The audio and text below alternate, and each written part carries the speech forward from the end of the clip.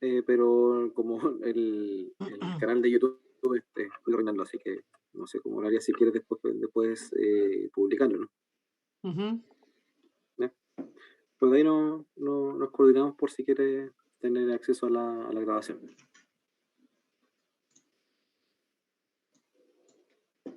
Ya, ¿cómo le fue en la clase pasada? Que según Carola igual era como bien intensiva respecto a bioquímica. Yo estuve viendo todo este tema del ADN, ¿cómo era? 5', 3', y está bueno, sí, pues, bien informativo. Sí, mira, una cosa Harto, sí, harta idéntica. molécula.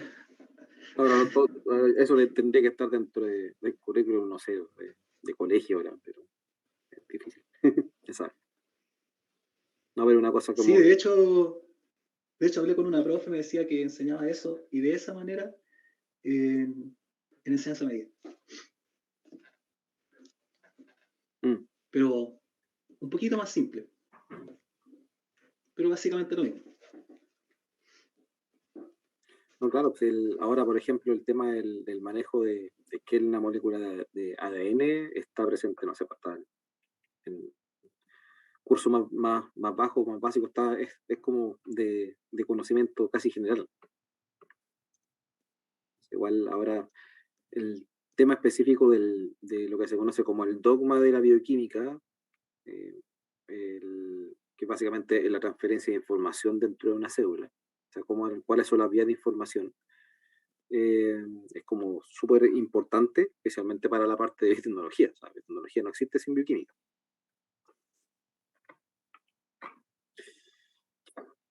Vamos a partir la clase y voy a grabar la-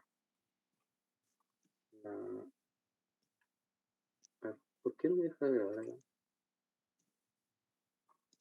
Ahí sí. Recording in progress.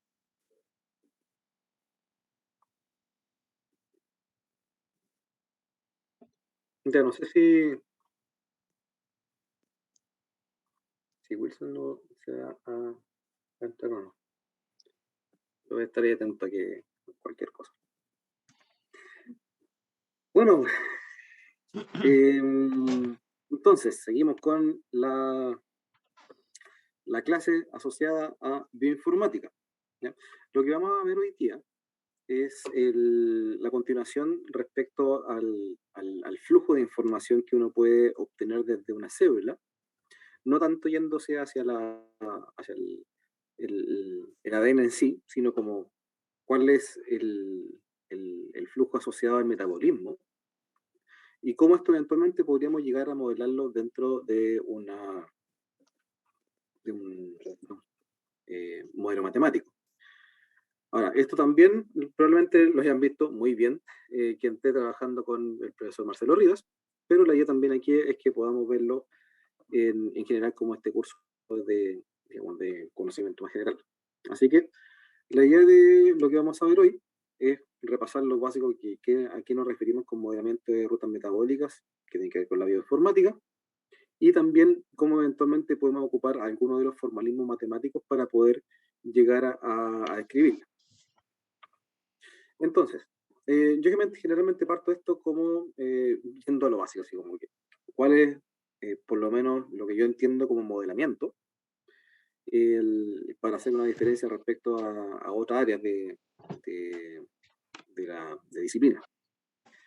Entonces, bajo la idea que vamos a ver en este curso, el modelamiento se refiere a un intento de describir de un modo preciso el entendimiento de los elementos de un sistema de interés, estados e interacción con otros elementos. O sea, principalmente es una forma más descriptiva, ¿ya?, de presentar un fenómeno y básicamente una dinámica o una relación entre las partes.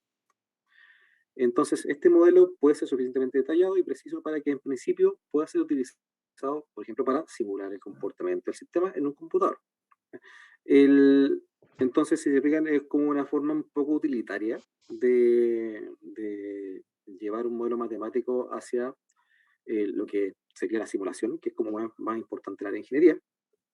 Y entonces, la simulación se considera como, se considera como separado del modelo o como una forma posterior. Por lo tanto, el modelo consistiría en establecer una relación cuantitativa entre un sistema real en estudio y su representación abstracta, que es lo que llamaríamos un modelo matemático. Pero eventualmente no es necesario que se llegue a resolver este sistema o este modelo, sino que uno puede llegar y dejarlo, por decirlo así, escrito o planteado, sea dependiendo del tipo de ecuación o del tipo de, digamos, de premisas que uno quiera hacer. Y eventualmente se llega a la parte de simulación cuando uno implementa un modelo para poder llegar a resolverlo y obtener resultados que permiten comparar el modelo con el sistema real. Ahora, ¿cómo se estaría viendo esto? Por lo menos en el área de informática y de modelamiento de procesos biotecnológicos, generalmente hacemos una simulación mediante computador, aun cuando en casos bastante simples, igual uno puede llegar a hacer una resolución de un modelo matemático de, de metabolismo por procesos más directos. Ahora, ustedes ya conocen, hay varios tipos de modelos que uno puede llegar a hacer, modelos matemáticos, ¿sí? Pueden ser continuos, pueden ser modelos discretos, modelos estocásticos, modelos determinísticos, si uno va a estar considerando la dinámica del sistema o no, o si vamos simplemente considerar estado estacionario. Y dentro, obviamente, de los modelos biotecnológicos, uno puede encontrar combinaciones de todos los tipos que están aquí. Generalmente consideramos modelos dinámicos por el crecimiento de una célula, ya como vieron inicialmente en la primera parte de este curso, pero también podríamos considerar estado estacionario, especialmente en escala de tiempo bastante corto o en casos específicos de bioreactores. Entonces, el tipo de modelo en sí depende mucho de cuál va a ser el fenómeno en el cual vamos a estar considerando para una posterior resolución o aplicación o simulación. Obviamente, entre lo que podemos llegar a plantear para levantar un sistema porque en este caso de un bioreactor, un crecimiento de Saccharomyces cerevisiae, como está ahí, tenemos que primero por describir el sistema, ver cuáles son las relaciones entre sus partes y eventualmente llegar a plantear un modelo con ciertas características que eventualmente vamos a poder estar comparando la resolución de este modelo respecto a lo que, al comportamiento que tiene en el sistema real. Obviamente, entonces, sería una aplicación más ingenieril del modelamiento y simulación de un proceso y por lo tanto tiene ciertas características que quizás no son fáciles de encontrar en otros tipos de modelos. Por ejemplo, para modelos de ingeniería muchas veces es más importante la validación del modelo final.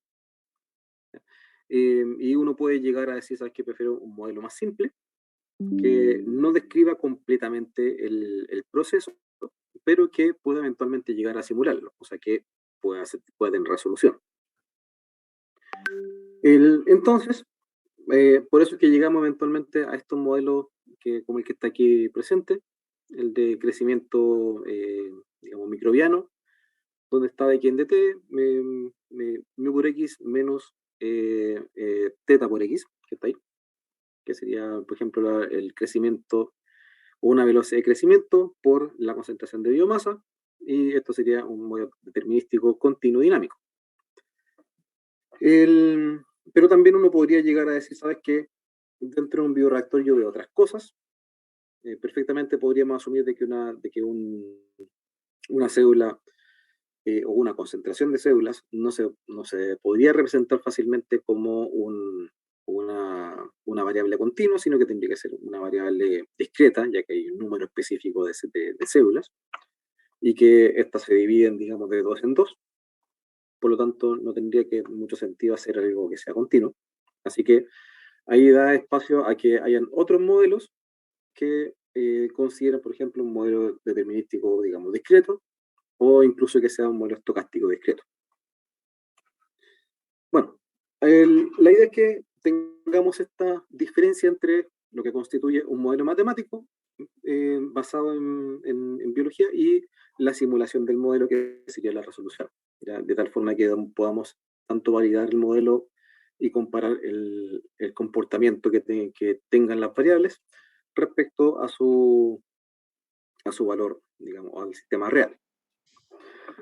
Así que tenemos unas ciertas,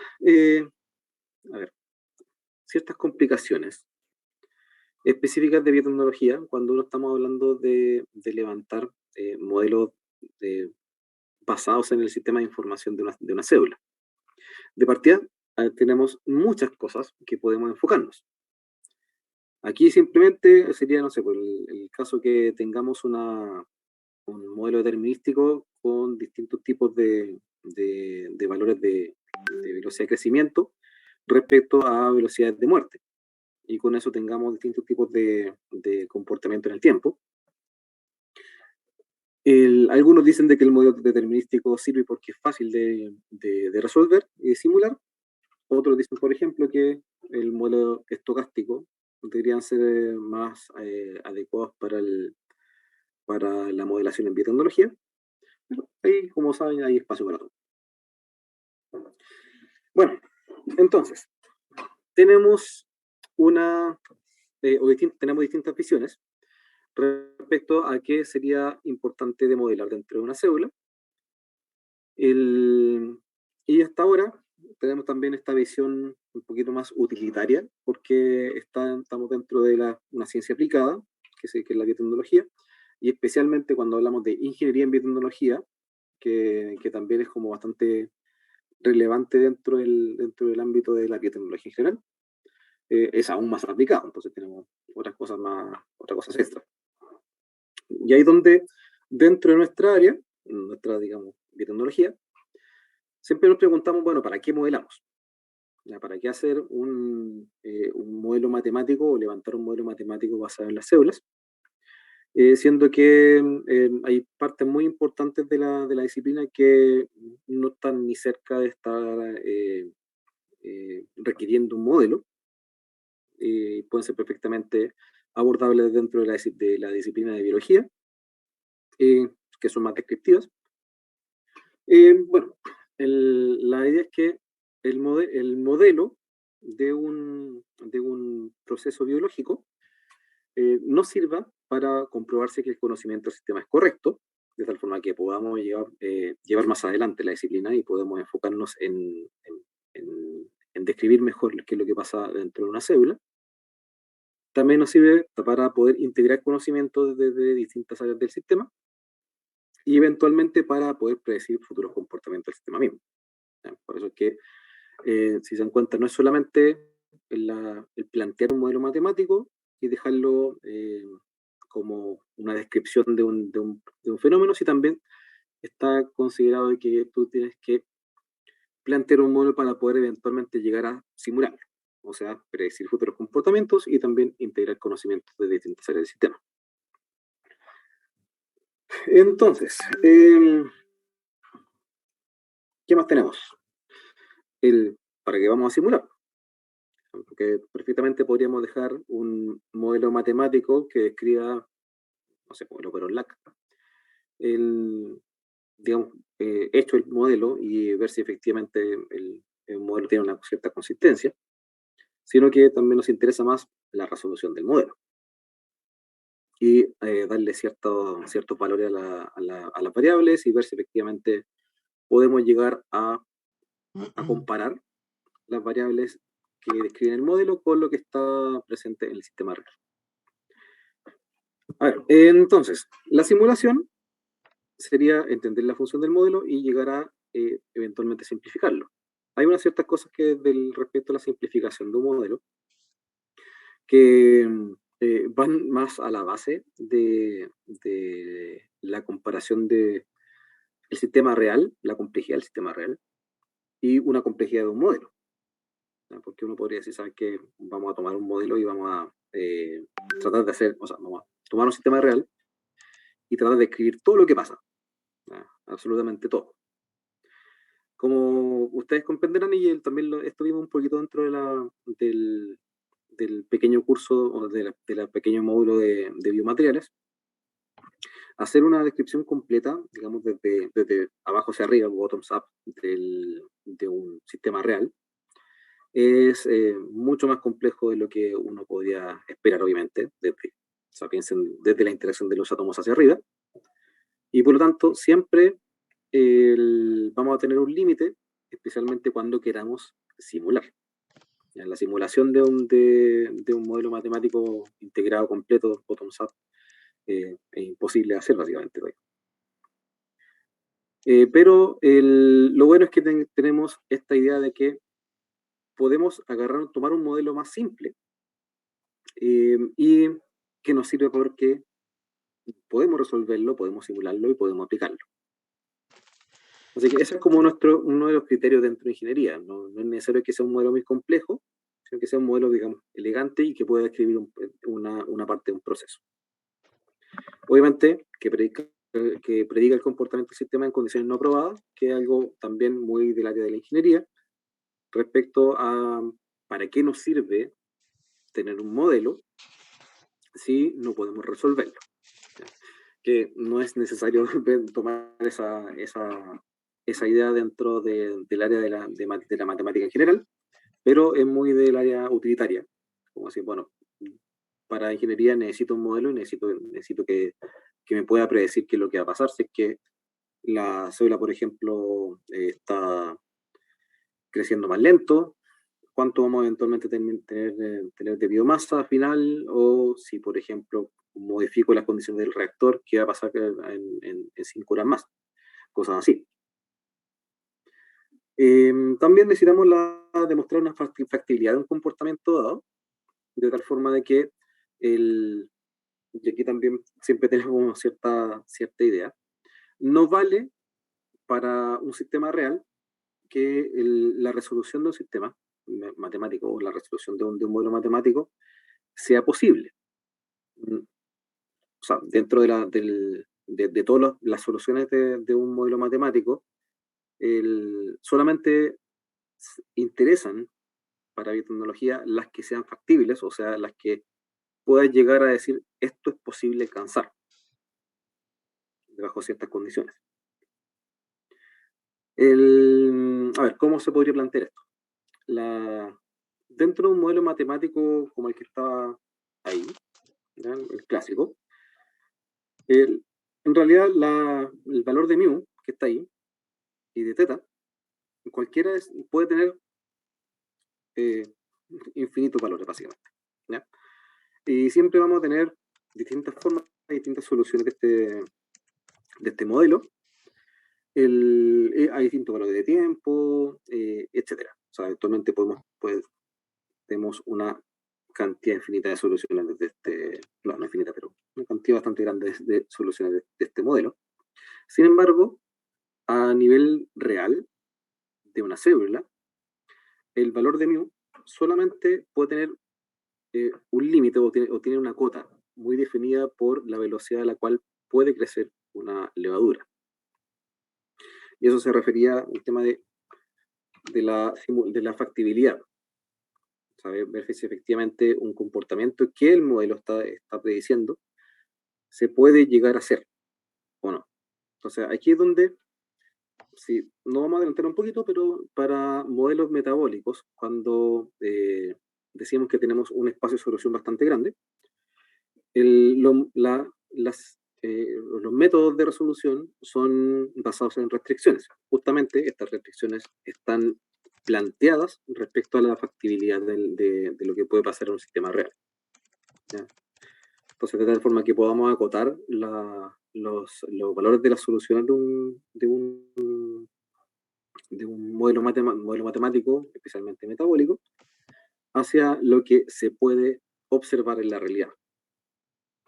Entonces, una vez que uno llegue a decir, ¿sabes qué? Un modelo matemático bajo ciertas condiciones está validado, o sea, puede predecir el comportamiento del sistema en otras condiciones, las soluciones que obtiene son factibles y es suficientemente simple como para poder estar resolviendo de forma rutinaria, entonces significa de que para el área de la biotecnología, el modelo sirve porque nos permite probar hipótesis y eventualmente experimentar lo que se conoce in silico, o sea, experimentar en ausencia de células en sí.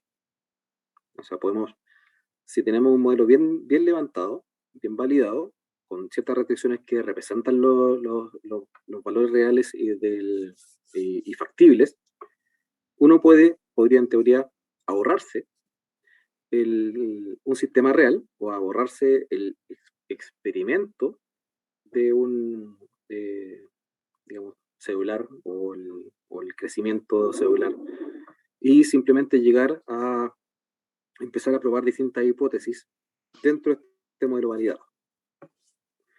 Así que es como harto lo que uno puede llegar a plantear aquí. Hay ciertos modelos validados que, si se acuerdan que en las clases anteriores de biomateriales, se planteaba o les decía de que un modelo biológico no necesariamente es un modelo matemático, sino que es un modelo, por ejemplo, un ratón, ¿ya? O una planta, es porque al momento de hablar en biotecnología de un modelo, no como esto, sino los modelos clásicos, ya se conoce la respuesta que tiene este modelo respecto a, por ejemplo, a línea base o a, no sé, velocidad de crecimiento, colores o lo que sea, ¿ya? Si uno quiere plantear un modelo matemático que sea simulable, esto nos permitiría básicamente reemplazar un modelo biológico para poder llegar a hacer experimentos directamente simulando en distintas condiciones. Entonces, esto obviamente para una ciencia experimental como biotecnología, que finalmente es cara y es lenta de poder llegar a tener resultados, se plantea que los modelos matemáticos que estén bien validados y que que puedan predecir estos comportamientos son bastante útiles, ¿no? Son muy útiles para llegar a tener buenos comportamientos. Ya, pues, entonces, esta es la idea básica de presentar esta dicotomía entre modelamiento y simulación. ¿Ya? Para poder llegar, vamos a tomar lo que plantea la profesora Carola la clase pasada, que era cómo llegamos desde el dogma del ADN, de la traducción, de la transcripción, hacia llegar a un modelo matemático que cumpla con todo lo que está aquí y que sea no complejo, que eventualmente pueda llegar a describir ciertos comportamientos. Bueno, vamos a plantear. Estoy compartiendo, ¿cierto? Estoy compartiendo. Sí, modelamiento de reacciones químicas. Ya, sí. Genial. Bueno, en un principio, lo que está ahí presente es una descripción o una representación básica de una reacción química cualquiera. La idea es que hay una reacción química donde hay reactantes por el lado izquierdo de la flecha y productos por el lado derecho.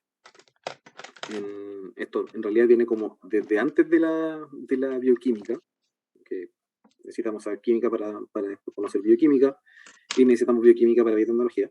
Pero en general, cuando uno quiere levantar un modelo que representa el metabolismo de una célula, entonces partimos con esto.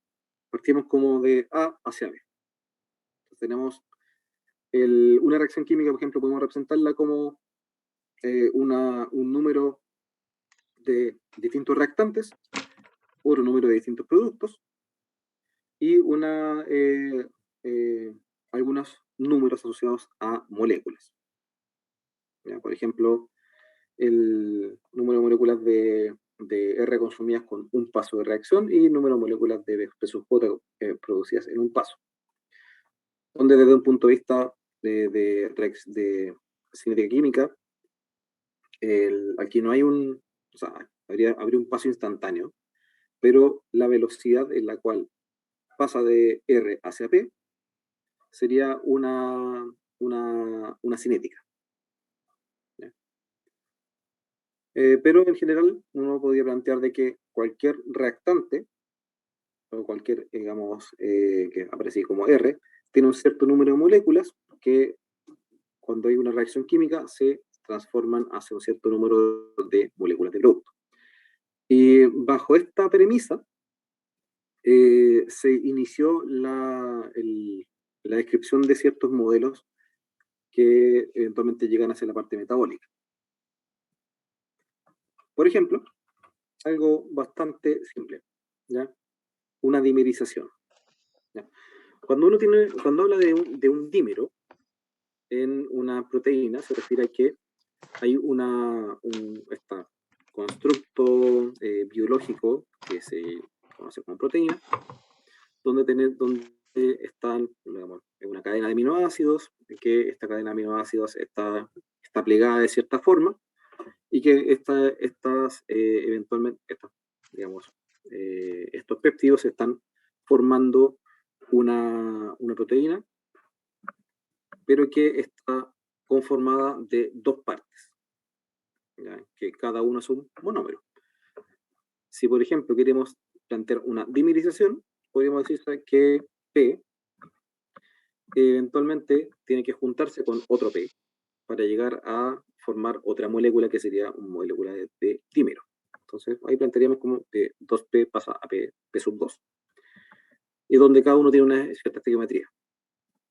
Podemos plantear también el proceso reverso, donde, por ejemplo, hay una disociación del dímero, donde P sub 2, que es una molécula, se separa en sus componentes, que serían digamos, dos monómeros.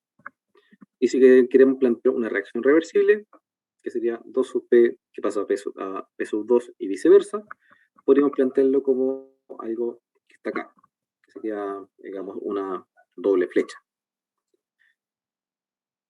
Bueno, ¿qué tiene que ver todo esto con la transferencia de información biológica dentro de una célula? Bueno, tiene mucho que ver, porque bueno, yo no revisé mucho la clase que planteó Carlos el jueves, pero esto es básicamente lo que uno podría plantear cómo se comporta un gen.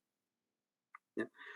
La flecha que está aquí como RNAP ¿ya? Estaría representando una molécula en específico que se llama RNA polimerasa y que se une a lo que aquí aparece como una flechita, o sea, esto que está acá, ¿ya? Eso estaría representando una hebra monocatenaria del ADN. ¿Ya? Si ustedes revisan la parte, digamos, de bioquímica, este código genético, ¿ya? O esta cadena de ADN, tiene a su vez tiene separaciones y tiene distintos tipos de sectores que cada código, no sé si alcanzaron a ver tema de codones o de aminoácidos, cada parte del código está directamente relacionado con la traducción, o sea, el código que está presente en el ADN, aun cuando son distintas moléculas, tiene directa relación con el código que tiene una proteína. ¿Ya?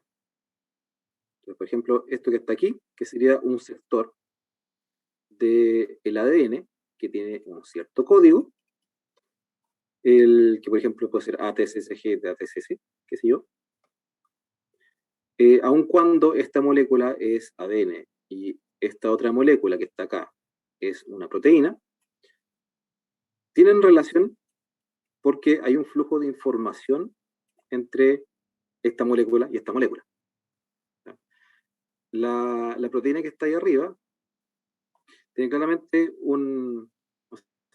tendría, por ejemplo, una secuencia que está codificada en lo que aparece como G, o que es un gen, pero que también, al mismo tiempo, la molécula de proteína que aparece como R es otra molécula completamente distinta. ¿Ya? Entonces, de nuevo, por si se complica. Esta que está acá, ¿ya? Sería, digamos que es ADN. ¿No? Estoy con esto, así que se ve súper mal. Ya, el ADN entonces está conformado por una cadena de nucleótidos, que es una cierta conformación específica de pares de bases. ¿Ya? Son bases nitrogenadas, que son, digamos, solamente 4 pares de bases, o sea, cuatro bases, ¿ya? Adenina, guanina, citosina. Adenina, timina, guanina y citosina. Y eventualmente, esto puede estar transcribiéndose hacia otra molécula, ¿ya? Que aquí aparece como transcripción.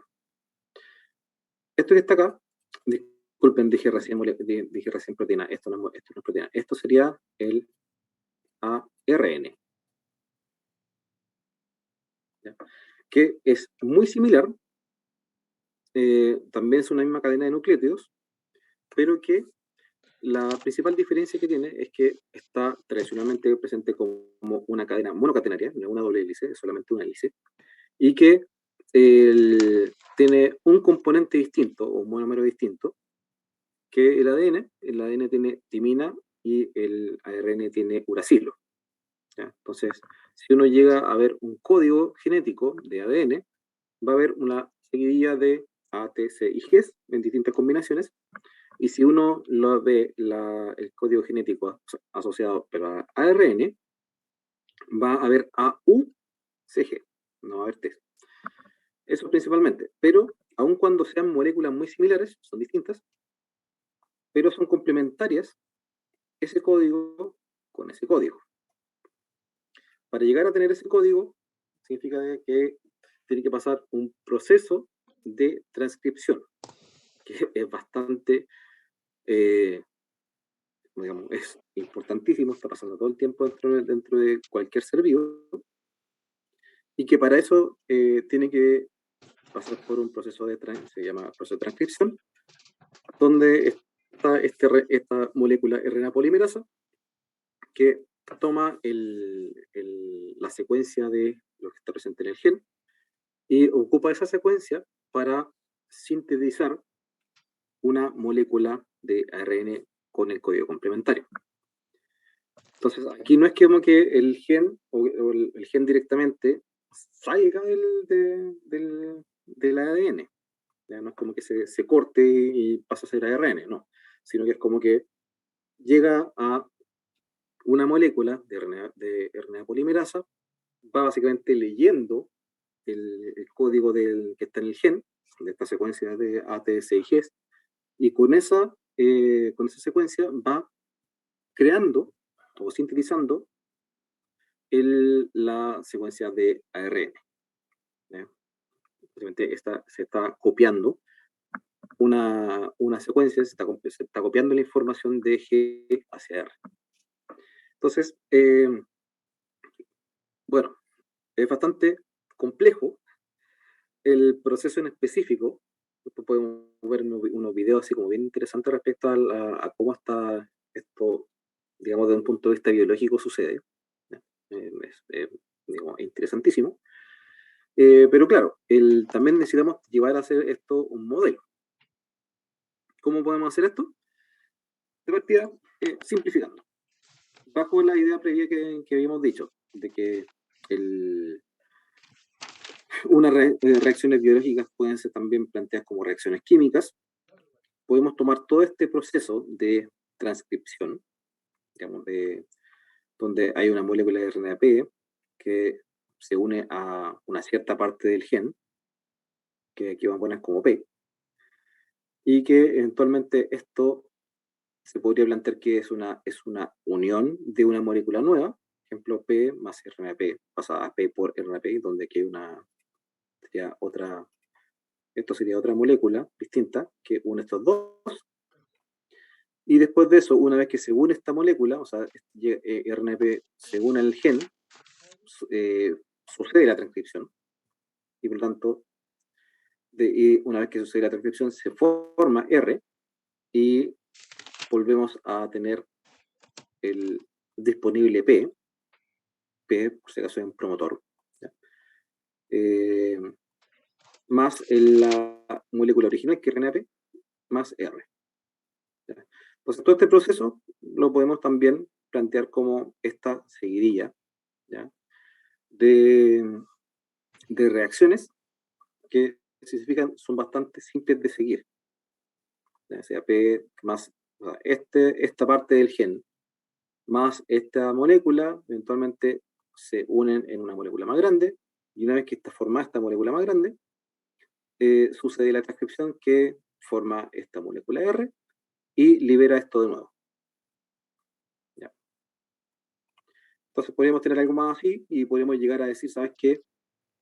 Esto lo podemos repetir una y otra vez para plantear por ejemplo, que se va de a poquito liberando distintas partes o distintos R's, distintas partes de la transcripción, donde está esta molécula del RNA mensajero. ¿Ya? Bueno, entonces, si nos damos cuenta, hay una cierta lógica para esto, donde, por ejemplo, podemos, un poquito antes, seguir con esto hacia la otra parte. Creo que vieron transcripción y traducción. ¿Ya? Y estas son las principales vías o transferencias de información dentro de una célula. ¿Ya? La transcripción, donde la información que está presente en el ADN se traspasa hacia la secuencia que está presente en el ARN, y una vez que está en el ARN mensajero, o mRNA que está ahí, vuelve un proceso donde hay una segunda transferencia de información de un código que está en el ARN mensajero, o R que está ahí, y pasa finalmente hacia otra molécula, que sería ahora sí la proteína, ¿ya? O un péptido. Entonces tenemos distintas, de nuevo, de transcripción, traducción, o de ADN, que pasa a ARN, que pasa a proteína. ¿Ya? Y obviamente también tenemos alguna cierta forma de poder plantear esto bajo esta premisa de reacciones químicas. Por ejemplo, acá R sería el RNA mensajero, que se une a otra molécula. Esta otra molécula que aparece como ahí como RIB, ¿ya? Que se llama ribosoma, ¿ya? Que es una molécula específica que se encarga netamente de la traducción. ¿Ya? De nuevo, igual que lo que está presente ahí previamente como RNA-P, aquí hay otra molécula similar que toma la información de que está presente en R y eventualmente lo utiliza para formar una cadena específica que sería la proteína, ahí aparece como P sub U, y que es una cadena de péptidos. Y esa cadena de péptidos entonces tiene una cierta conformación o cierto código que está directamente relacionado con lo que está presente en el ARN, y que a su vez está directamente relacionado con lo que está presente en el ADN. Bueno, pero podríamos ya decir que aquí tenemos una aproximación a otro modelo, donde tenemos RNA más este ribosoma, forman de nuevo esta unión. Una vez que se forma esta unión, sucede la traducción, en este caso, y se forma de nuevo una PSU, que sería una forma de proteína solamente lineal, Y después de eso, ¿Cómo? esto se Arroba. básicamente se desliga. Es que estoy en clase. ¿Ya? Se libera R, el ribosoma o RIB, y queda de nuevo R más RIB más P sub. Entonces, se pegan, esto puede ser irreversible, esto en realidad es irreversible porque forma P sub. Y aquí también aparece una cosa más específica que es que P sub se transforma en P, porque es un proceso de plegamiento. Entonces, tenemos esto, que sería lo básico del proceso de obtención de una proteína. ¿Ya? Cualquier proteína que está presente en cualquier célula de cualquier ser vivo, sigue este mismo proceso. ¿Ya? Que pasa de, tenemos un código genético, que sería G, se une a RNA polimerasa, y que esta RNA polimerasa forma RNA mensajero, que sería R, y esta a su vez R se une a el ribosoma, y que forma una proteína. Ahora, ¿de dónde viene RIB, que sería un ribosoma? ¿Y de dónde viene RNAP, que es una RNA polimerasa? Bueno, cada una de ellas es una proteína. Y ahí entramos al juego de que vino primero, el huevo de la gallina, porque necesitas, obviamente, ribosomas y necesitas RNA polimerasas para tener proteínas, para que a su vez estén produciendo ARN y ADN para poder estar produciendo eventualmente nuevas células. ¿Ya? Entonces, este proceso de transcripción, traducción, dimerización, etcétera, etcétera, viene aquí desde formándose constantemente desde hace 4.000 millones de años, desde lo que uno podría plantear como el origen de la vida, y que, bueno, por ahí está el huevo de la gallina, etcétera. Sigamos. Entonces, tenemos hasta ahora esta parte del pequeño modelo, y ahora nos faltaría una cosa más pequeña, donde la molécula de R se une a otra molécula que se llama RNasa, es una enzima que se encarga de, básicamente, cortar o reciclar los monómeros que están presentes en R, de tal forma de que solamente a nivel de célula se produzca la proteína cuando se requiera. ¿Ya? Porque si no estaríamos siempre produciendo cualquier proteína todo el rato y una célula no podría regularse. Entonces aquí también tenemos el mismo proceso, donde se une R a esta molécula y básicamente la elimina. ¿Ya? Y esto se refiere entonces que, o lo podemos simbolizar como que R está pasando a vacío, o sea, se está eliminando. Y esto lo podríamos plantear como que es R más RNasa, tenemos de nuevo esta unión, y esta unión, eventualmente como se está eliminando por este proceso, volvemos a RNasa. Así que tenemos transcripción, traducción, degradación. Y si quisiéramos algo un poquito más complejo, podemos hacer esto, lo que se conoce como una represión. ¿Ya? La represión se refiere a que también hay otro proceso biológico en el cual llega una molécula y se une al ADN para específicamente bloquear la transcripción.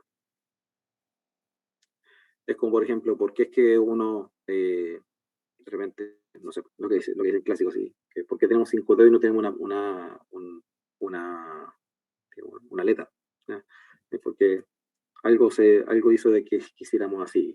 ¿Ya? Están siempre reprimiendo genes todo el rato. Obviamente no es lo que pasa realmente, pero es una forma de decir de que no siempre una célula está siempre creciendo, sino que tiene que estar limitada. Una de las formas básicas de limitación es una represión genética. ¿Ya? Se refiere efectivamente de que hay una molécula que activamente se une hacia el ADN e impide la producción de este ARN mensajero. ¿Ya? Entonces ahí también lo podemos obviamente estar simbolizando bajo esta, digamos, esta premisa de G más R, que sería ahora R sería esta molécula de represora, y que entonces se está uniendo a este G y está impidiendo la formación de R. Por ejemplo, dice que tenemos G más R, da G por R, sería esta unión de estas dos cosas, ¿ya? Y que eventualmente tenemos esto que sea reversible, ¿ya? O sea, puede unirse y puede, digamos, separarse. G más RNA polimerasa también pueden unirse, ¿ya? Porque la idea es que si se une RNA polimerasa y se une G, se obtiene R. ¿Ya? Pero entonces, ¿qué es lo que tendríamos que tener? Hay un comportamiento que G, que sería el gen, puede unirse tanto como RNAP o AR, pero no puede unirse a los dos. Entonces, tiene la posibilidad de que se una G a RNAP y forme R, o G se una a R y G no está disponible para RNAP y entonces no se produce nada. Y esta entonces sería otra reacción bioquímica muy básica, dentro de todo, muy clásica, que es un comportamiento indispensable para para la vida, ¿ya? Es indispensable para representar fielmente lo que sucede dentro de un metabolismo. Así que ahí tenemos transcripción, tenemos traducción, tenemos degradación y tenemos represión. ¿Ya? Tenemos 4 fenómenos que están sucediendo constantemente dentro de una célula y que forman básicamente el dogma que es de la bioquímica, como se conoce, ¿ya? Que es siempre la producción de proteínas en base al código genético. Bueno, si hacemos todo Perdona, esto y lo juntamos ahí, ¿sí? Roberto, Cuéntame. ¿cuáles son las 4 procesos, fases? No recuerdo cuál era. No, aquí están. Ahí están. Represión, transcripción y traducción y degradación.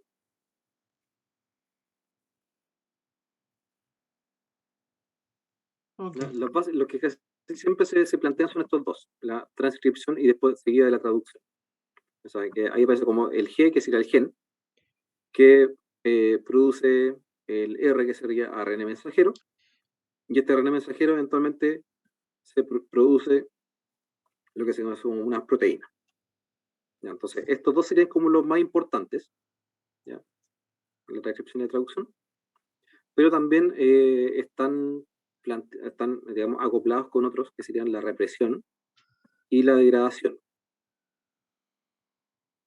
¿Ya? Ahí también aparece como lo que primero que decíamos, que era la dimerización, que también es una cosa como bien importante, pero dentro del flujo de información, en realidad son estas primeras dos, o sea, esta transcripción y traducción.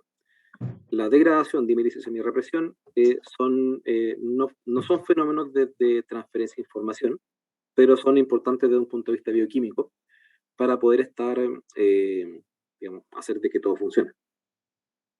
Si no tuviéramos degradación de ARN mensajero de proteínas, estaría todo siempre lleno de esto y no habría no habría recursos para una célula para que pueda dividirse, igual que para la represión.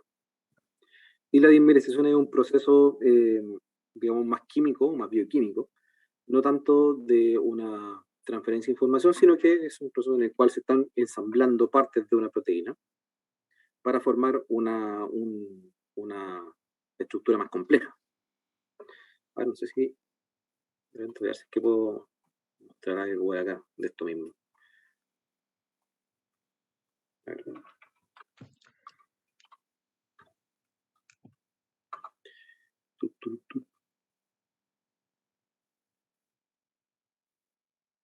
Ya, bueno, esto entonces, por mientras que trato de buscar el video.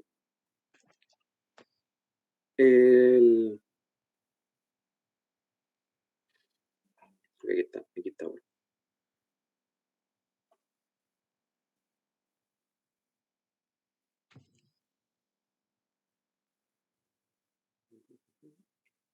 Voy a cerrar esto un poquito.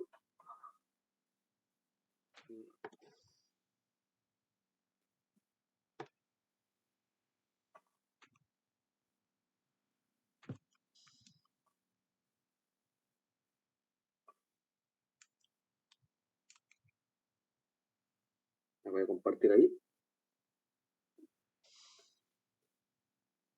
Ahí como muy importante. Ya, esto es por si acaso para... hay una animación, hay animaciones bastante buenas, digamos. Y esto es como más o menos lo que le mostraba acá recién. ¿Ya? Entonces teníamos eso que está ahí, como lo verde,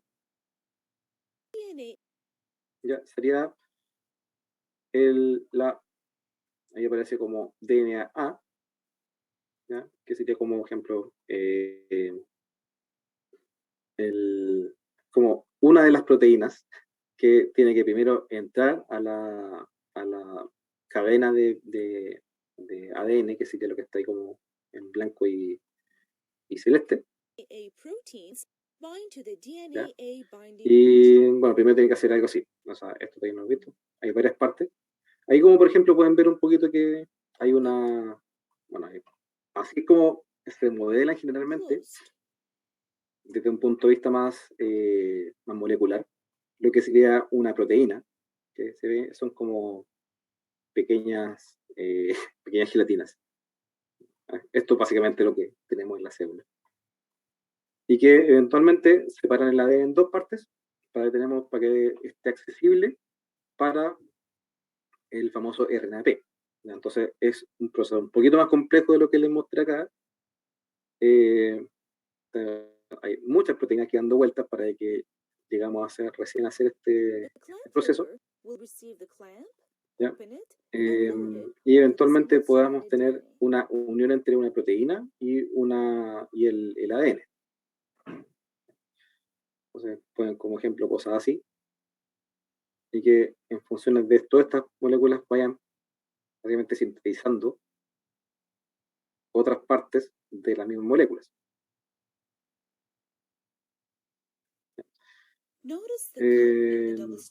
Pero es como un poquito la idea de lo que pasa aquí, que es una unión entre distintas moléculas y que cada una está obteniendo o está llevando a cabo otros procesos que generan más moléculas. ¿Ya? Así como a nivel bien simple. Entonces, esto es como más o menos lo que pasaba un poco acá. No es exactamente el mismo proceso, pero es parecido.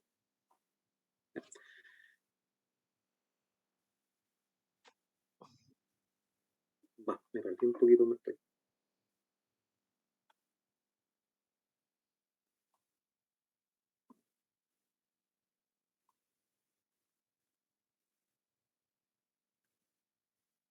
Todavía no veo, ¿cierto?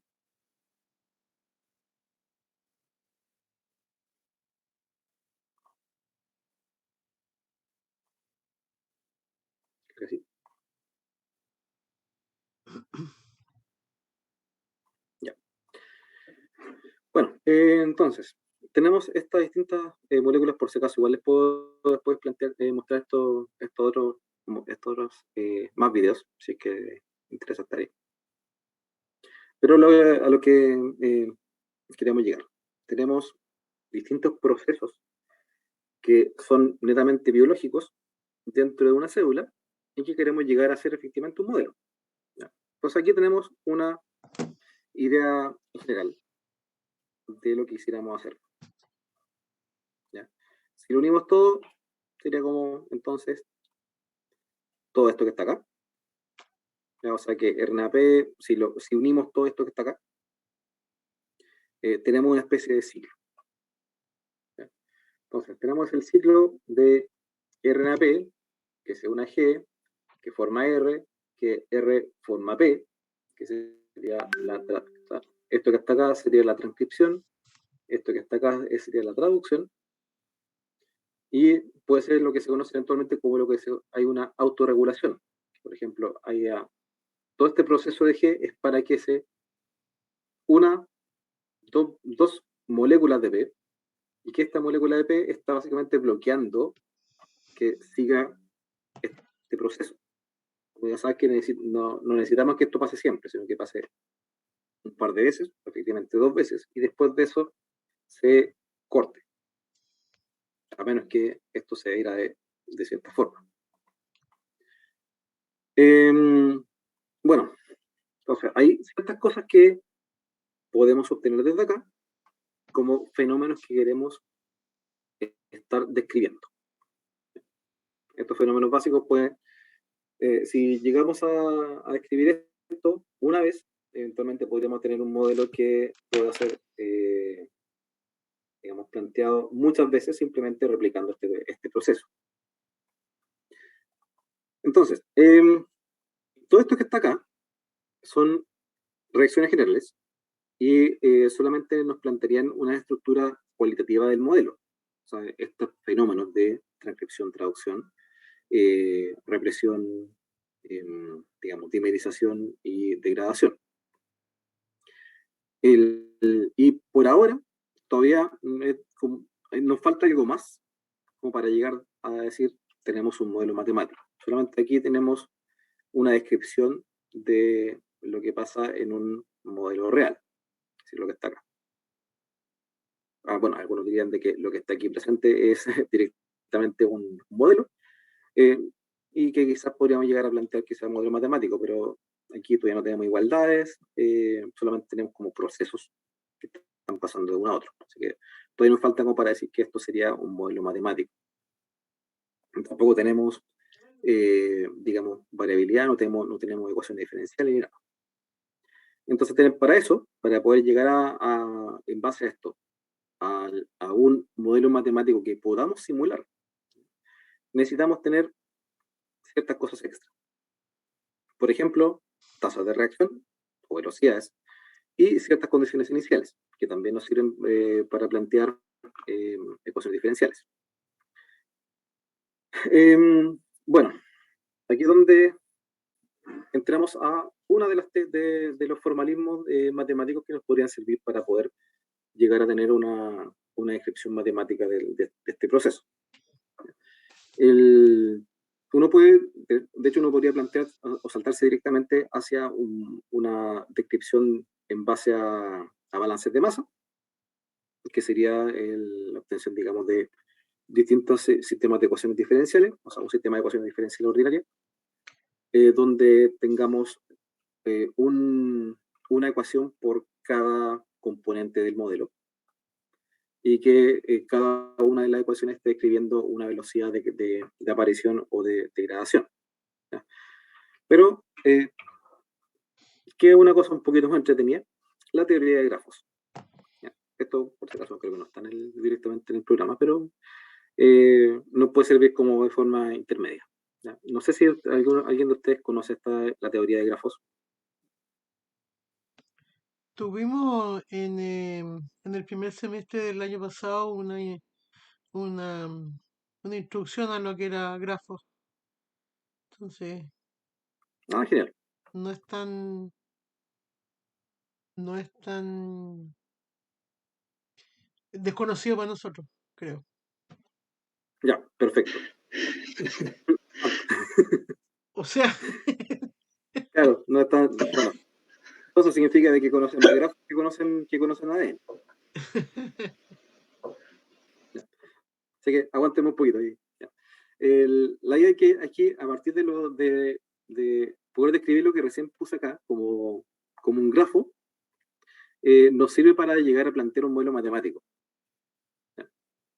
Entonces, está esto, que sería obviamente lo mismo que está acá. ¿Ya? Pero si es que nosotros tomáramos un formalismo que es cada proceso o cada flecha que está ahí va a ser una transición o va a ser, digamos, un arco, y cada molécula que está ahí va a ser un nodo. Entonces, por ejemplo, tenemos esto que está aquí. G por P2 sería una molécula y va a ser un nodo. Y tenemos, por ejemplo, R, P, P2 y G. Ya cada una de estos sería una molécula de las que estaban presentes acá. Y tenemos también ciertas rutas de reacción con una cierta direccionalidad. Entonces, por ejemplo, sabemos de que P puede dimerizarse hacia P2 y R puede convertirse hacia P, que sería esto que está aquí. ¿Ya? R pasa a P, pero R también se genera a su vez. Entonces podemos, por ejemplo, que pase esto para acá, que eventualmente G se empieza a regenerar, digamos que G pasa a G por P2 y viceversa. Entonces uno podría empezar a plantear diversas direccionalidades entre distintos nodos. ¿Ya? Entonces, definición básica de grafo era que es un par ordenado donde tenemos, digamos, distintos subconjuntos donde cada subconjunto es un conjunto ya sea de nodos o de aristas, y que este par ordenado pueden ser direccionales o no direccionales, o dirigido o no dirigido. ¿Ya? Entonces ahí eventualmente podemos tener distintos pares que podamos básicamente subdividirlos en estos, ya sea nodos o vértices, o sea, nodos o arcos. ¿Qué nos interesa acá? Básicamente, llegar a describir eso que está ahí. Para después de eso, llegar a tener un modelo matemático un poquito más directo. Entonces, podemos tener grafos dirigidos y no dirigidos, que serían, por ejemplo, eso que está ahí. ¿Ya? El grafo no dirigido solamente dice de que, por ejemplo, hay dos pares. ¿Ya? No sé, ahí dice, por ejemplo, que está AC y DC. O en un grafo dirigido diría que es de A hacia C y de C hacia B. ¿Ya? Entonces, claramente, bajo estas ciertas teorías, los grafos y los dígrafos no son iguales, o sea, porque para un grafo AC y BC son igual que CA y CB.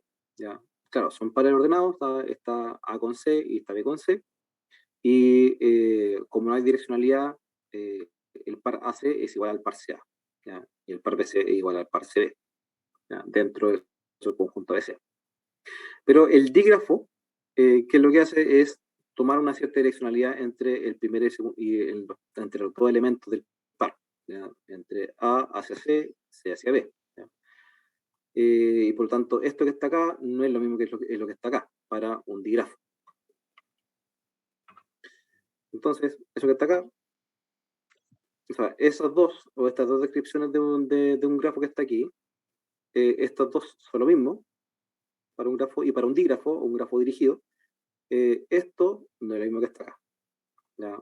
Aquí, eso que está arriba, AC y CB, AC, CB, son dos pares. No es lo mismo que esto que está acá, que sería CA y BC, que son estos dos pares. ¿Ya? ¿Por qué estamos viendo esto? Porque se está planteando llegar a describir una reacción química como un grafo dirigido. ¿Ya? Por ejemplo, donde tengamos que el grafo, entre estos dos pares, o sea, en cada par, hayan estos dos subconjuntos, donde hay dos tipos distintos de nodos. ¿Ya? Hay un tipo de nodo que serían los que están uniéndose hacia otros, y hay otros nodos que se unen de vuelta. ¿Ya? O sea, solamente vamos a encontrar pares entre dos subconjuntos. Digamos que A y B es un tipo de subconjunto y C es otro tipo de subconjunto. Solamente vamos a encontrar pares de A hacia C y C hacia B, y no de A hacia B, no entre elementos del mismo subconjunto. ¿Ya? Entonces, ¿cómo se plantea? Esto se llama que es bipartito. O sea, que hay dos subconjuntos de nodos. ¿Ya? Y que los nodos en sí, al momento de generar un par ordenado, solamente se relacionan entre los elementos de cada uno de los subconjuntos. También para que esto sea entretenido, ponemos grafos que sean con peso. ¿Ya? El grafo con peso, un weight, ¿ya? Significa de que el arco, esto significa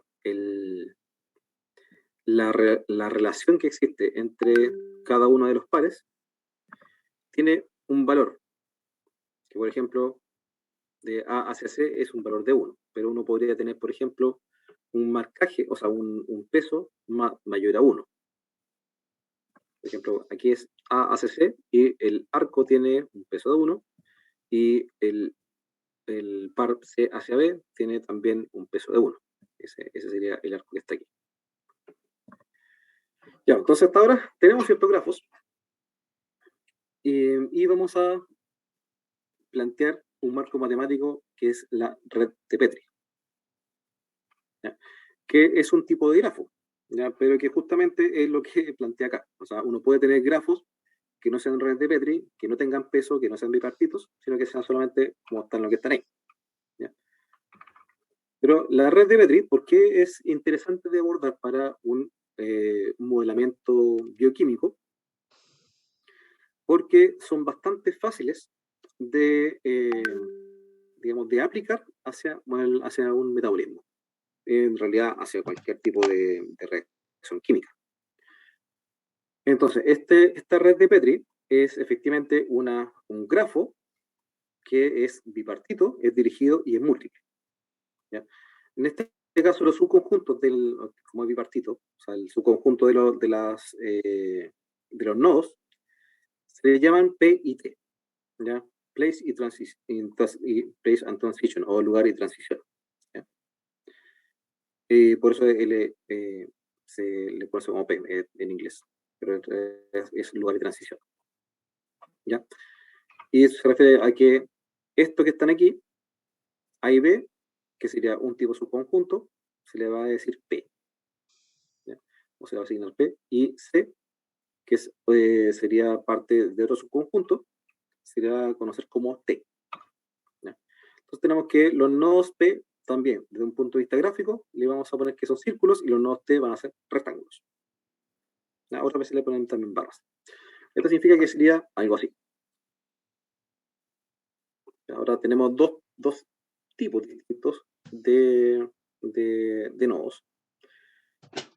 Y si quisiéramos aplicarlo a lo que veníamos recién hablando, por ejemplo, una dimerización, podemos hacer esto. Entonces planteamos que cada P va a representar una especie, ¿ya? O como aquí aparece una molécula, una estructura discreta u otras más. Puede ser, por ejemplo, una proteína, puede ser ADN, puede ser ARN, o puede ser parte, digamos, de estas. Y T, que está acá, va a representar las reacciones. Estas reacciones en específica pueden ser esto que les mencionaba recién, de dimerización, transcripción, traducción y otros más, ¿ya? Y por lo tanto, significa que se están relacionando la especie con una reacción. En este caso, esto que está acá sería esto que está aquí. O sea, de 2P pasa a P sub 2. O sea, que tenemos una molécula que es P, que está entrando a una reacción, se está prácticamente relacionando P hacia Rx, y Rx a su vez se está relacionando con P2.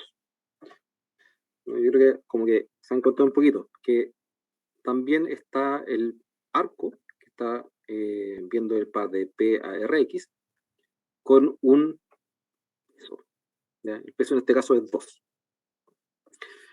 La representación en este caso sería de que los arcos, o las flechas básicamente que están ahí, representan las relaciones que son especies hacia reacciones, o viceversa.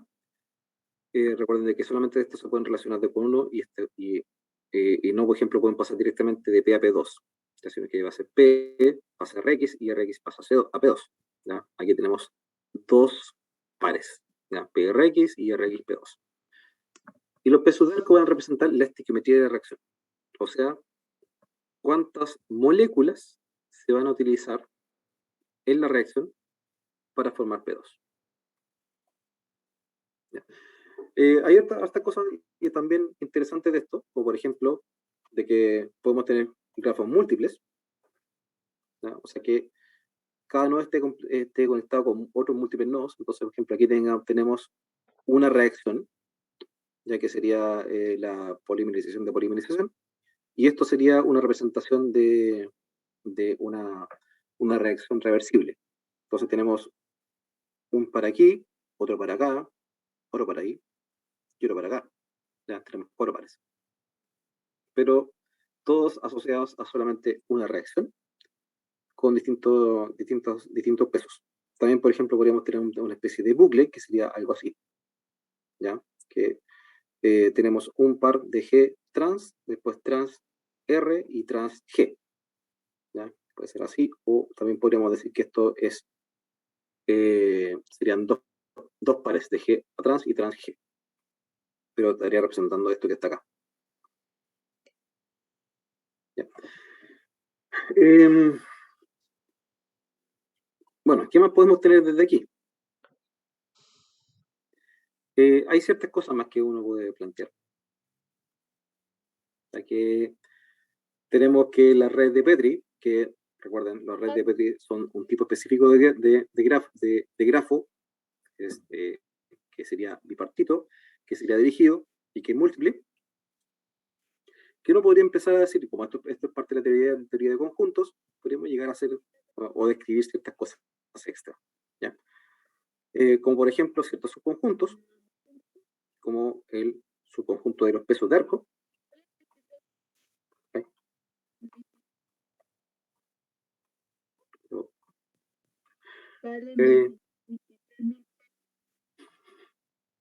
Esas grandes, porque las otras son 100, pero te meten 20 homosog y esas cuestiones chicas.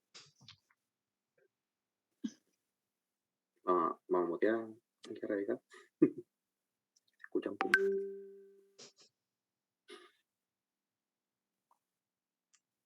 Ya, ¿y qué más tenemos acá?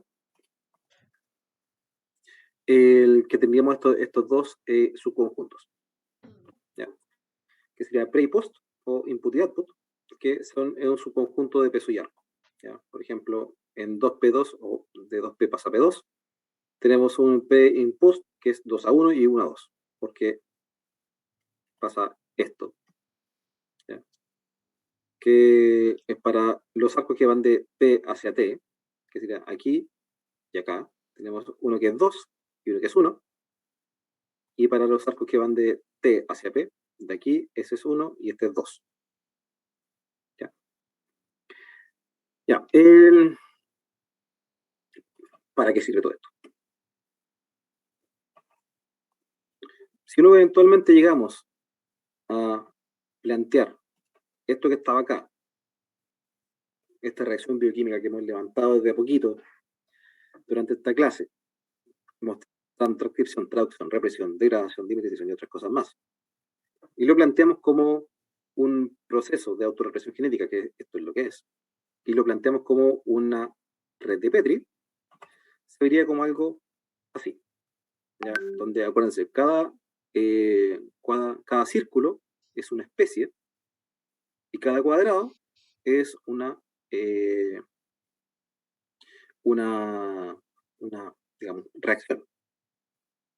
Entonces tenemos G por P2 que pasa por represión reversa, aquí está la transcripción, aquí está la traducción, aquí está la dimerización o disociación, y aquí están las degradaciones.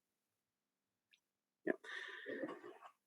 Entonces, si tomamos una descripción de los pesos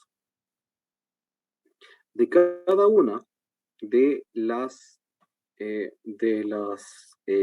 los arcos que están aquí, 1, 2, 2, 1, y lo ponemos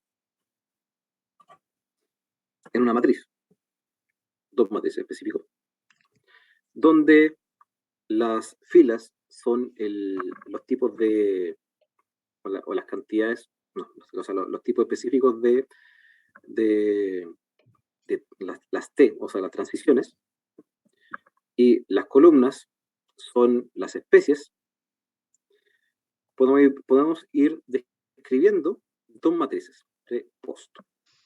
Una matriz que básicamente dice que aquí, entre G y rep, hay un marcaje de 1, y en post, hay un marcaje de 1 entre rep y G por P2. ¿Ya? Entonces, el marcaje de aquí de G por P2 es porque hay una direccionalidad de G por P2 hacia rep. Ahí hay 1, que sería eso que está aquí. Y desde rep hacia G hay 1. Que sería eso que está acá. Entonces, eventualmente, uno puede ir diciendo cada uno de estos pasos va a formar matrices de cambio. Y aquí hay dos matrices de cambio que eventualmente están planteando una cierta relación entre lo que está entrando o todos los restantes y la matriz post, que serían todos los productos. Si además tomamos esta pequeña marcaje y les asignamos a todo lo que está ahí como 0, ¿ya? Va a ser una matriz bastante, dispersa, y la restamos, o sea, que tomamos esta segunda que está aquí, la ponemos en la primera, o sea, la restamos a la matriz. Va, de nuevo. Tomamos esta idea, o esta pequeña matriz, y la restamos a esta. Acuérdense que esas son T y estas son P. Podríamos llegar a lo que se conoce como una matriz Transición. que está así. ¿Ya? Matriz A.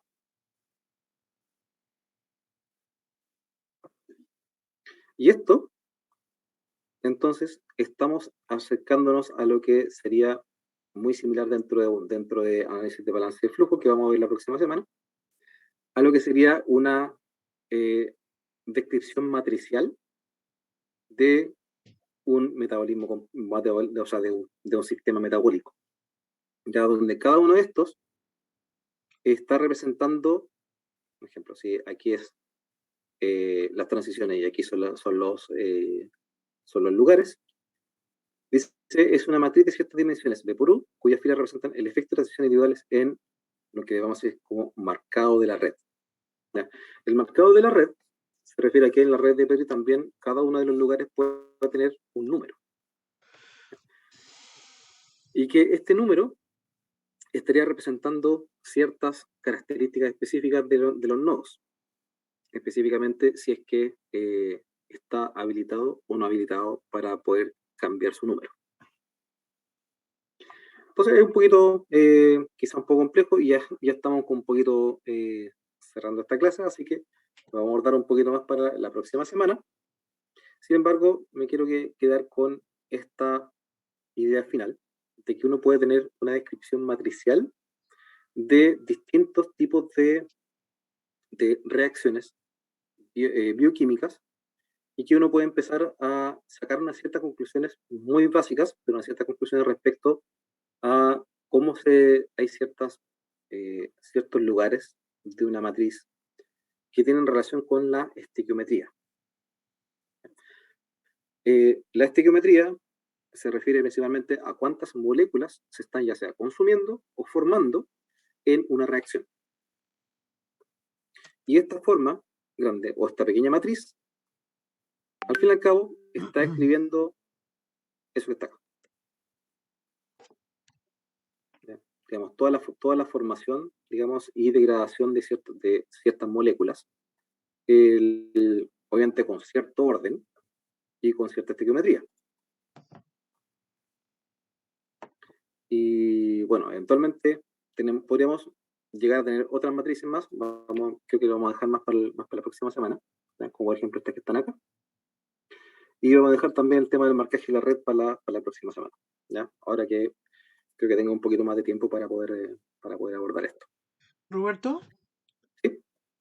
Wilson estaba en el trabajo y se va a conectar desde el celular si es que él llega a solicitarte entrar a la reunión. Eso es, por si ves a una Mira, persona. aquí me apareció. Sí. Sí. Y lo otro, ¿cuándo vamos a hacer las presentaciones de los trabajos que nos pediste? A ver, yo me acuerdo que le había dado, habíamos dicho como 2 semanas después del interludio, o 3, por ahí. Creo que 2. Entonces eso sería, por lo que entendía, como la próxima semana. Ya, la próxima semana entonces presentamos. ¿Sí? Ajá. ¿Mm? Ya, perfecto. Entonces, a ver. No sé si Wilson se había entrado antes, ¿no? ¿En qué estamos hasta ahora? ¿Ya? Para hacer una pequeña pausa. La idea de esta clase era llegar a tener un cierto entendimiento de cómo desde procesos biológicos complejos, como por ejemplo una reacción bioquímica que es simplemente un gen que pasa a un ARN mensajero, que a su vez pasa a una proteína, que a su vez está pasando hacia una dimerización que está impidiendo cierto feedback que pase. ¿Cómo eventualmente podemos estar transfiriéndolo hacia un modelo matemático que sea lo suficientemente simple como para poder simularlo, pero que también describa ciertas relaciones que son claves en un metabolismo? Una de las cosas claves justamente que pasa a nivel de cualquier célula es este tipo de ciclos, ¿ya? Este tipo de ciclos se refiere principalmente a que hay una represión, hay distintos fenómenos que están pasando continuamente que se producen en respuesta a un estímulo externo, que puede ser, por ejemplo, la unión de una proteína, la aparición de un nuevo sustrato, o el rompimiento de un polímero, y que producen este tipo de reacciones. Entonces, una de las formas básicas que uno podría plantear serían tomar el formalismo de una reacción química y a partir de ahí tratar de describir de forma matricial este tipo de reacciones, ¿ya? ¿Por qué de forma matricial en realidad? Es porque una célula, esto que está acá, tiene miles de reacciones que están pasando continuamente. Ahora, algunos dicen de que un modelo pequeño, digamos que plantee solamente la producción de metabolitos claves, podríamos llegar a tener 500, 600 reacciones. Y solamente respecto a proteínas que están acá, no esto que está acá. Aún así, tenemos una cantidad muy grande de reacciones que tienen que ser planteadas para poder llegar a tener un modelo que sea, digamos, de importancia para poder simular. Entonces, esta idea de redes de Petri, según los autores que toman esta área como una forma de reacción metabólica, se refiere a que uno puede llegar a tener matrices muy grandes, ¿ya? Digamos, de 500 por 500, 800 por 800, 1000 por 1000, pero que la mayor parte de ellas son cero, porque la gran parte o la mayor parte de los metabolitos o las moléculas que están dentro de una célula no interactúan con otras, sino que simplemente forman ciertos pares, ¿ya? Como que aparece acá, P pasa a P2, P2 pasa a P3, ¿ya? Y a lo más se interactúan con 2 o con 3 o con 4 moléculas a la vez. Entonces, dentro de los miles de moléculas que están dentro de una célula, casi siempre hay una cierta dirección, y hay una cierta formación de relaciones, ya sea de loops o digamos, de interacciones conservadas que son importantes para la célula. Aquí es donde algunos académicos de aquí también del departamento les interesa encontrar lo que se conoce como un metabolismo mínimo. ¿Ya? O sea, ¿cuál es el mínimo tipo la mínima cantidad de reacciones que forman un metabolismo que va a funcionar? ¿Ya? Entonces, hay ciertas formas en las cuales, si uno tiene una descripción matriz de un metabolismo, uno puede llegar a hacer ciertos análisis. Una cosa básica, o sea, una cosa que uno puede empezar a ver acá. Aquí hay una pequeña submatriz que sería 1, 1, menos 1, menos 1. ¿Ya? Esto que está acá. ¿Ya? Esto indica muchas veces un ciclo. ¿Ya? Que sería, si uno va, por ejemplo, para acá atrás, que sería esto que está acá. De ese para allá, este que está aquí. ¿Ya? Eso es un loop o un ciclo cerrado que uno puede eventualmente revisar que aquí hay un 1, acá hay un 1, acá hay un 1 y acá hay un 1. Y que si uno lo toma estos dos marcajes y lo resta estos dos, tenemos 1, 1, menos 1, menos 1. Entonces, estas pequeñas digamos, particularidades de la matriz, uno le puede decir, saber que esto es relevante, ¿ya? Porque implica un loop. Y es donde uno puede empezar a hacer ciertas conclusiones, simplemente desde un punto de vista de análisis estructural. ¿Ya? El análisis estructural es, en este caso, es cuando uno tiene una descripción matricial de una relación entre partes, y no es necesario hacer una simulación o una resolución de un modelo matemático, simplemente uno analiza el número, o digamos, o analiza directamente la matriz básica, buscando ciertas relaciones y que estas relaciones tienen una cierta significancia desde un punto de vista metabólico. Entonces, siguiendo con eso, de ahí vamos a tener lo que se conoce como una matriz de estado, de ecuación de estado. Creo que vamos a dejar esto un poquito para la clase siguiente, que tenemos un poquito más de tiempo. Pero esta forma la base para un cierto tipo de simulación, que sería el análisis de balance de flujo. ¿Ya? Esta ecuación que está acá, o sea, esta matriz que está acá, es funcionalmente igual a la matriz S. Bueno, es, digamos, en realidad es una matriz la cual está muy similar, o es la misma, en la cual uno puede llegar a escribir un sistema de ecuaciones diferenciales de todos los metabolitos que están dentro de una célula y cómo es que eventualmente están relacionados entre sí. Que siempre todo eso es como 1 menos 1, 1 menos 1, 1 menos 1.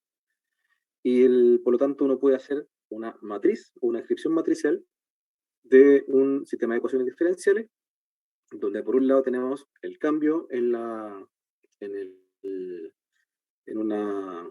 digamos, la distribución de las moléculas, por otro lado tenemos la relación entre las moléculas mismas y finalmente las velocidades. ¿Ya? En este caso todavía la red de Petri no tiene velocidades en sí, pero tiene funcionalmente una primera aproximación a esta descripción de cómo están cambiando los metabolitos. Así que, para que se hagan una idea, ¿ya?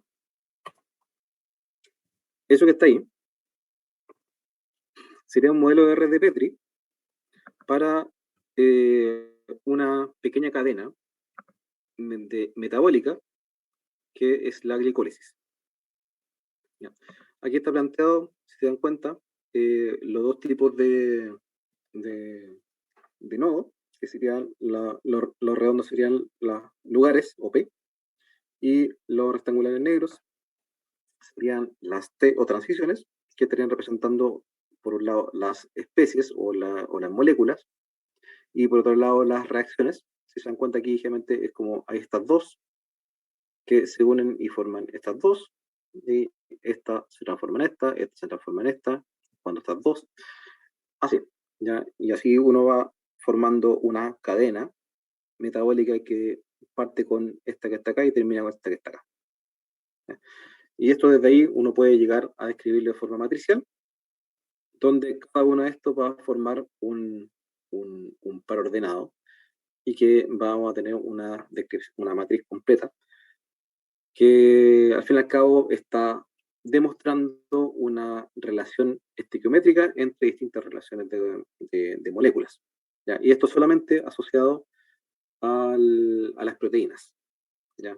O sea, bueno, por un lado hay proteínas, por otro lado hay carbohidratos, que si estos son carbohidratos, y etcétera. ¿Ya? Esto que está acá sería, hay un sistema de biología molecular basado en modelación de red de Pepe. ¿Ya? Y esto sería algo simple, porque si uno quisiera hacer una modelación completa, tiene que eventualmente llegar a hacer algo un poquito más complejo como lo que está ahí. Y eventualmente llegamos a tener cosas un poquito más, un poco más complejas, que está lo que está acá. Entonces, ¿dónde estamos acá? Todavía estamos haciendo una revisión bien básica de cómo podríamos llegar a describir un sistema de metabolismo en el cual pasan cosas constantemente, están muchas cosas relacionadas con otras cosas, ¿ya? Y la direccionalidad es importante. Ahí hay varias formas en las cuales uno puede llegar a hacer este tipo de descripciones.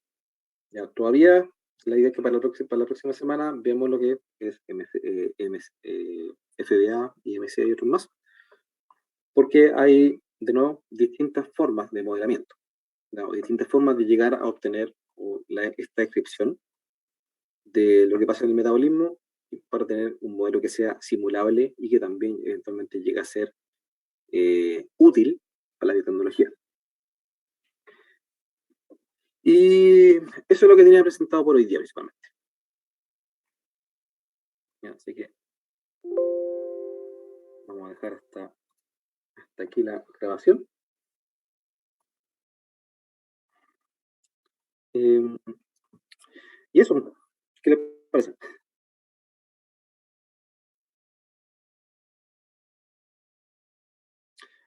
Sí, creo que sí. Porque, bueno, sí, creo que es más fácil para hacer las presentaciones así. Claro, aparte también tienen, hay que están trabajando. ¿Ya? Así que por lo menos a mí no me hace problema hacerlo online. ¿Ya? Entonces, listo. ¿Qué más hasta acá? Recording stopped. Chao, buenas noches. Chao, Chao, chao. chicos. Chao. Chao, nos vemos.